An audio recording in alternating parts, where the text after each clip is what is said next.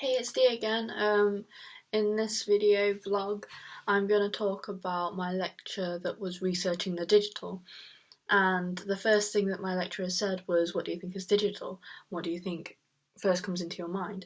What I said, quoting her, what I said was toothbrush. And that was really confusing. And then we talked about the analog and the digital. And then, sorry, I've put my notes on the Mac this time, so I'm reading from here. We talked about the population is 2 billion, I think it was, maximum, because all the resources are planned carefully that way. And then we talked about how people are genetically born into castes, so like the classes and everything, we each have a purpose. What else did we talk about? Talked about natural birth and marriage, religion, cultures. Then we got a quote from Pink et al. Forthcoming. Media are inseparable from other activities, technologies, materialities, and feelings through which they used to operate. I thought that was quite confusing, but at the same time, it does mean that the digital is what we rely on. So say if I had a mobile phone and I rely on this, and then the lecturer said, what happens in the future if you really need this? So like the iGoogle glasses, where you wear them and you depend on them because they give you exactly what you want and what you need. But yeah, we just talked about how dependent we are on the digital technologies that we use, for example, our mobile phones. The lecturer tried to talk about the history, but then she said that there was no history because it's still in the making.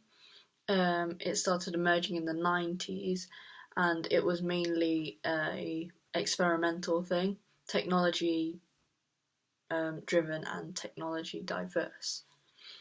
Oh no, that's wrong lecture. We talked about the interview methods again, about how we use the digital. So for example, LinkedIn we use, Facebook we use. For interviewing we use home interviewing. So for example, instant messaging or Skyping using digital commerce. Then there's emailing for documenting and things like that. And then 4-hour task we got given was to create a vlog just like this sort of thing, but about being a media student, and we had to talk to the camera just like I'm doing so now.